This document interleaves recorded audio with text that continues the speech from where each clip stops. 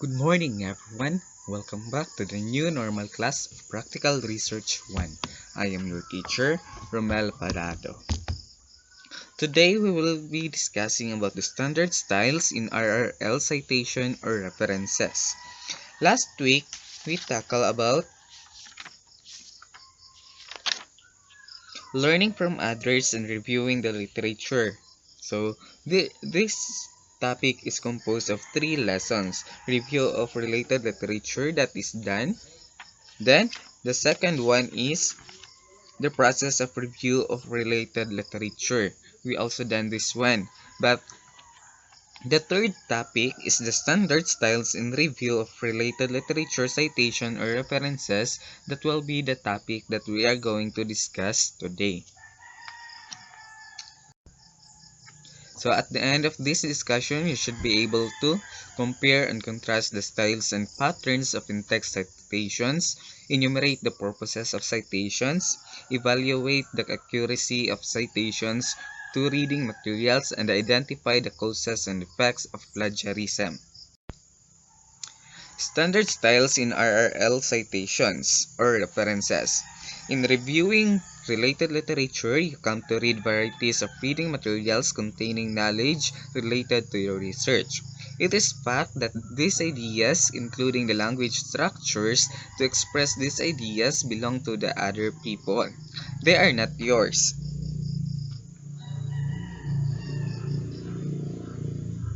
One cardinal principle in research is acknowledging or recognizing the owners of any form of knowledge you intend to include in your research paper. Doing this practice signals not just honesty and courtesy to learned people whose ideas lend information to your paper, but also indicates your appreciation for their contribution to the field. There are 3 terms used to express your appreciation according to Sharp 2012. First, in acknowledgement, the beginning portion of the work that identifies individuals who have contributed something for the production of the paper. Second, references or bibliography, a complete list of all reading materials including books, journals, periodicals, etc. from where the borrowed ideas came from. So these references or bibliography can be found in the last pages of your research.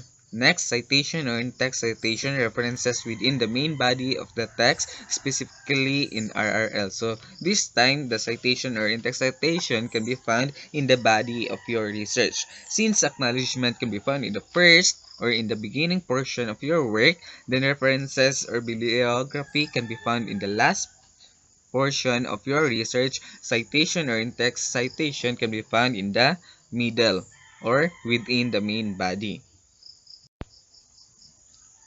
What are the purposes of citation? First, to give importance and respect to other people for what they know about the field. Of course, you are going to respect what others' opinion or what they do. Next, to give authority, validity, and credibility to the other people's claims, conclusions, and arguments. So, of course, you are going to respect the validity and credibility of the authors. So third, to prove your broad and extensive reading or authentic and relevant materials about your topic. Okay, next, what are the 2 types of citation? First, we have integral citation and the second one is non-integral citation. So, integral citation, this is one way of citing or referring to an author whose ideas appear in your work. You do this by using active verbs like claim, assert, state, etc. To report the author's ideas, using these types of verbs somehow expresses the author's mental position, attitude, stand, or opinion in relation to the information referred to. So, integral citation, it is you are going to use the active verbs in doing the integral citation. You are going to get the ideas of that author using your active verbs. For example, Ninoy Aquino assert that. So, then the idea of the authors. that is integral citation. So here's another example. We have according to APA format or American Psychological Association. One study by Manolo in 2015 reveals, then the last work by Lee in 2015 asserts. Then according to Abad et al. 2015, context is. So that is an example of integral citation in APA format. And another example wherein there is a MLA format or Modern Language Association format. So we have one study by Manalo on page 17. Then we have non-integral citation. In contrast to integral citation that reflects the author's personal inclinations to a certain extent, this second citation style downplays any strength of the writer's personal characteristics. The stress is given to the piece of information rather than to the owner of the idea. So here, in non-integral citation, you are only going to pick the important ideas that you are going to include into your research. That is non-integral citation. You will not include all the ideas of the authors, but you are going to select only few ideas that you may include to your research. Next, we have examples of non-integral citation. For example, the Code of Ethics for Intercultural Competence give 4 ways by which people from different cultural backgrounds can harmoniously relate themselves with one another, according to De La Cruz 2015. Knowledge is one another component of not only systematic functional grammar but intercultural competence as well. It is the driving force behind any successful collaborative activities to develop interpersonal relationships and communicative competence, according to Smith 2015.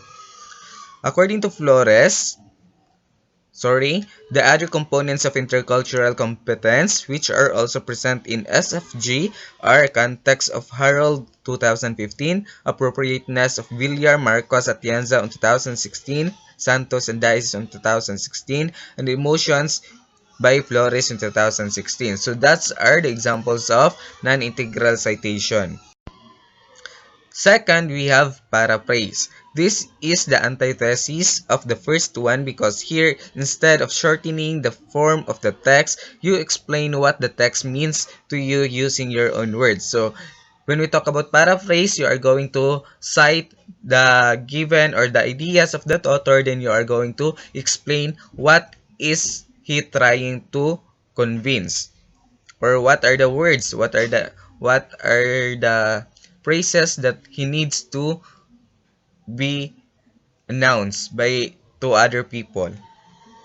So that is the patterns of citations. So the first one is the summary. The citation in this case is a shortened version of the original text that is expressed in your own language. So when we talk about summary, this is the sum up of the ideas. While paraphrase, you are going to explain the ideas of that author. Then we have the short direct quotation. Only a part of author's sentence, the whole sentence, or several sentences, not exceeding 40 words is what you can quote or repeat in writing through this citation pattern. Okay, here in doing citation here, you are only have a maximum of 40 words. So not exceeding in 40 words because if you will exceed, so there is another call of that kind of citation. But here, in short direct citation, there is only a limitations of 40 words. You can copy the words, the exact words of the author, but you can only have not exceeding for 40 words.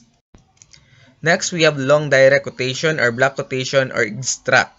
Named in many ways, this citation pattern makes you copy the author's exact words, numbering from 40 up to 100 words. Under APA, the limit is 8 lines. So here in long direct quotation, this is a continuation of the short direct. Because if it exceeds of 40 words, so you can call it as long direct quotation or block quotation. So since short direct quotation have a limit of 40 words. If it exceeds into 40 words, that is called long direct quotation. You can also copy the ideas, the exact words that being used by the author here in long direct.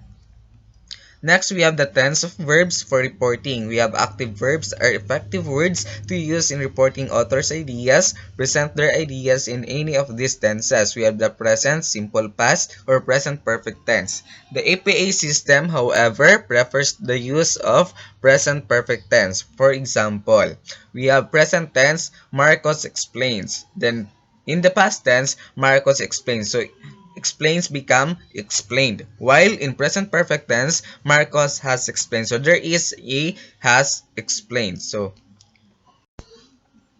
we have plagiarism. So what is plagiarism? It is an act of quoting or copying the exact words of the writer and passing the quoted words off as your own words. The leading act of plagiarism is using the words of the original text in expressing your understanding of the reading material. The right way to avoid plagiarism is to express the borrowed ideas in your own words. So, in order to avoid the plagiarism case, you can have this one as you can cite or you can quote that one as the author. So you are going to acknowledge the author, you are going to quote and in quote. So that is one of avoiding the plagiarism. So plagiarism, this is a case wherein you are going to copy all the words of the different authors as your own words. So you are going to represent that one as your own words. So that is called plagiarism. Next, we have understanding data and ways to systematically collect data. So this lesson is composed of two lessons. We have qualitative research design, and lesson 11 we have sampling. So here's our objectives for today's discussion. So first, explain the meaning of research design, familiarize oneself with the nature of each qualitative research design, compare and contrast various qualitative research designs, conduct a doable or practicable research study based on one qualitative research design, define sampling and other technical terms about sampling, compare and contrast sampling method, give a graphical presentation of sampling categories, and pick out an appropriate sampling method for your chosen research topic. So please be guided with these objectives because at the end of the lesson, we are going to look if we achieve these objectives. So we have qualitative research design. So when we say design, it is a word which means a plan or something that is conceptualization by the mind as a result of a mental activity characterized by an fixed formation of something but an extensive interconnection of things. A design is the field of research serves as a blueprint or a skeletal framework of your research study. So this is very important that you have a research design before you are going to conduct a research study because this is your plan. So what are the steps, what are the methods, what are the types of research you are going to use is in here in the research design. So this is really important. So what are the types of research design? First, we have case study. Second, ethnography, historical study, phenomenology, grounded theory. Let's talk about first case study. To do a research study based on this research design is to describe a person, a thing, or any creature on earth for the purpose of explaining the reasons behind the nature of its existence. So, if we are talking about the nature of the existence, for example, you are going to study about the life of the dinosaurs in the world. So, you are going to explain that one. You are going to have a lot of time in doing that research. So, what are the ways in doing case studies? So, there are interview, observation, and questionnaire. Second, ethnography. A qualitative research design called ethnography involves a study of a certain cultural group or organization in which you, the researcher, to obtain knowledge about its characteristics, organizational setup, and relationships of the members must necessarily involve you in their group activities. So here, the researcher is being active in the participation of activities in the ethnic groups. For example, if you are going to have a research topic about the lives of Subanen, so you are going to live with the Subanen in one close community. So meaning you are going to live as them. So you are going to observe how they live, how they interact with each other. So that is one of the example of ethnography. So what are the ways? So ethnography requires your actual participation in the group members' activities, while a case study treats you, the researcher, as an outsider whose role is just to observe the group. So the difference between the two, so case study treats you, the researcher, as an outsider. So you are not included in the activities. While in ethnography, the researcher is actively participated the activities. Next, we have historical study. So from the word history, so it needs a certain period of time. So this qualitative research design tells you the right research method to determine the reasons for changes or permanence of things in the physical world in a certain period. So for example, in a years, decade, or centuries. So this is one of an example of historical study. So, what are the ways in gathering technique? So, the data gathering technique for a study following a historical research design are biography or autobiography, reading, documentary analysis, and interview of chronicling activities. When we say chronicling, so that is organized events or activities. Next, we have phenomenology. So, this time, a phenomenon is something you experience on Earth as a person. It is a sensory experience that makes you perceive or understand things that naturally occur in your life, such as death, joy, friendship, caregiving, defeat, victory, and the like. This qualitative research design makes you follow up a research method that will let you understand the ways of how people go through inevitable events in their lives. So you are going to, for example, that person lost his mother. So you are going to study that person. So how they or how he or she can motivate to live more. So that is one of the example of phenomenology. When we talk about sensory experience, that is involves five senses: sense of touch, sense of hearing, sense of smell, sense of taste, and sense of seeing. So that is the five senses or senses of experiences. So what are the ways to gather the data? So, unstructured interview is what this research designs directs you to use in collecting data. So, you are going to interview some person who struggle and who've experienced a loss of parents or a daughter. So, that is one of phenomenal. Next, we have grounded theory.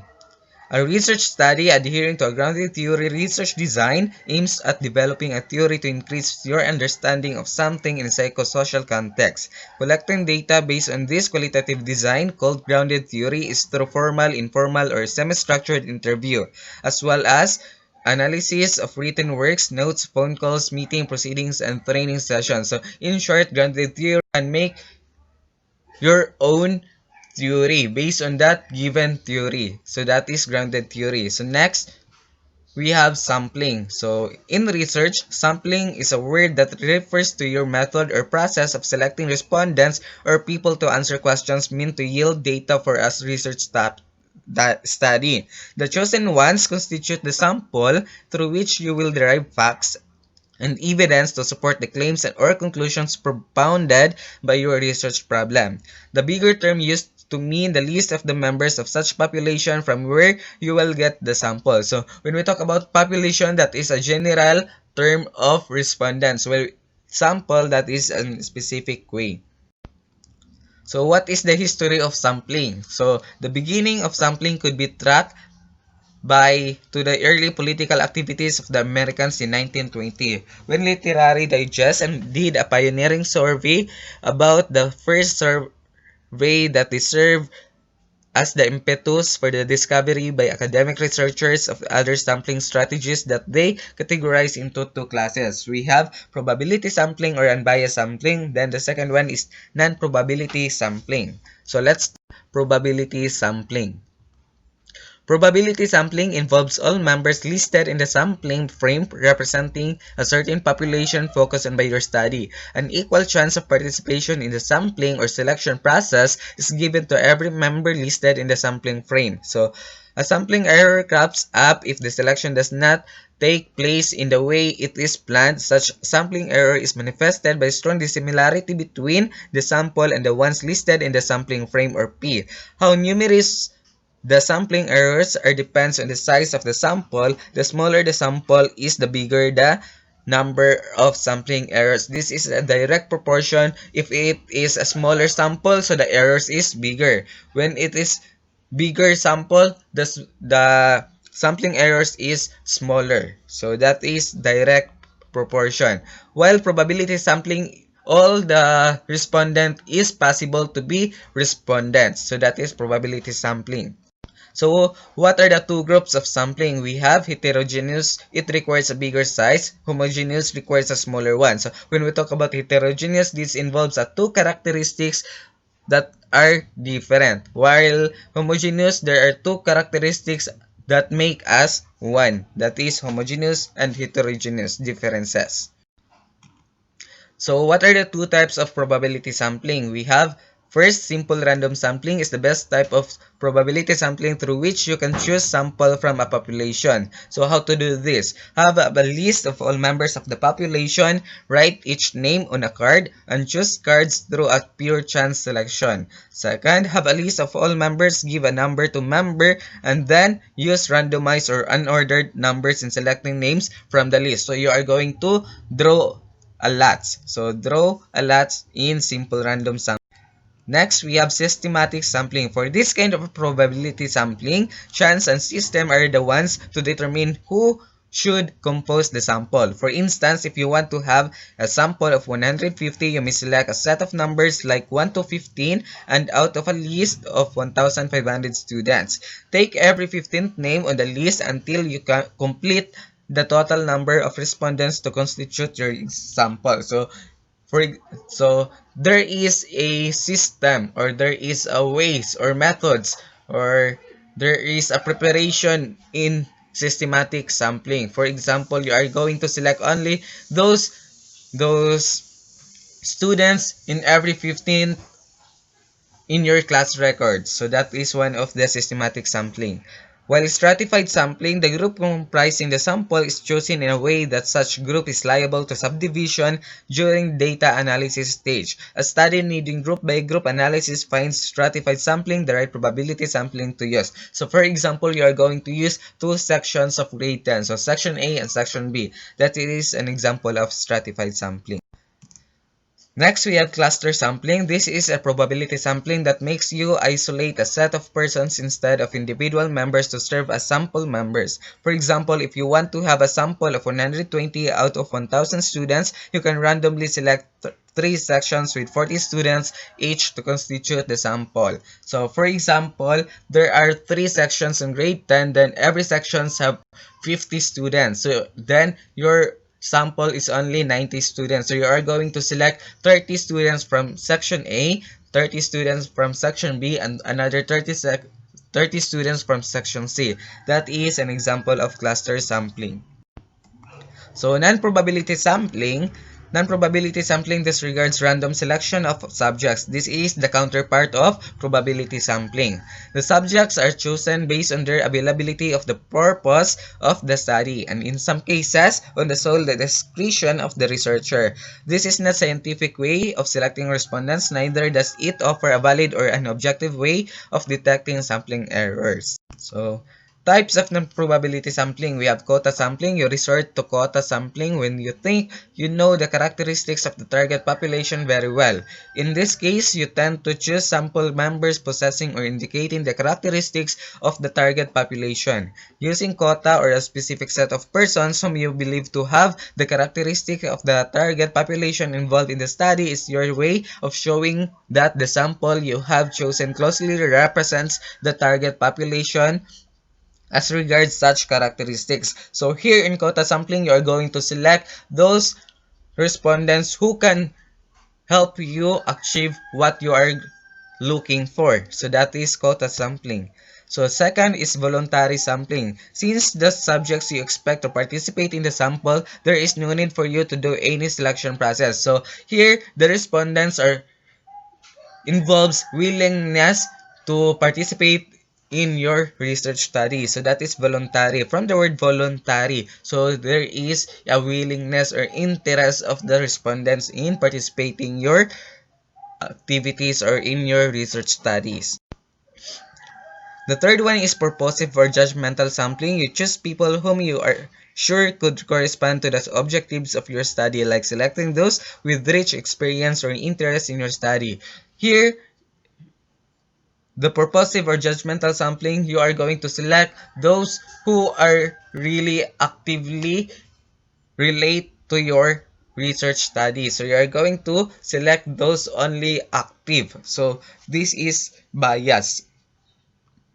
Next, we have availability sampling. The willingness of a person as your subject to interact with you counts a lot in this non-probability sampling method. If during the data collection time, you encounter people walking on a school campus, along corridors, and along the park, or employees lining up at an office, and these people show willingness to respond to your questions, then you automatically consider them as your respondents. So here, the availability sampling, for example, this person is available at exactly 9 a.m. So you are going to interview or observe her during that only time. So that is availability of the respondents.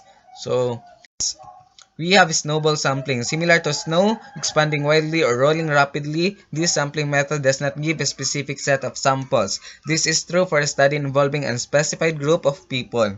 Dealing with varied groups of people such as street children, mendicants, drug dependents, call center workers, informal settlers, street vendors, and the like is possible in this kind of non-probability sampling. So more of this snowball sampling is used by the DSWD, or maybe the medtech, or maybe the diatrician.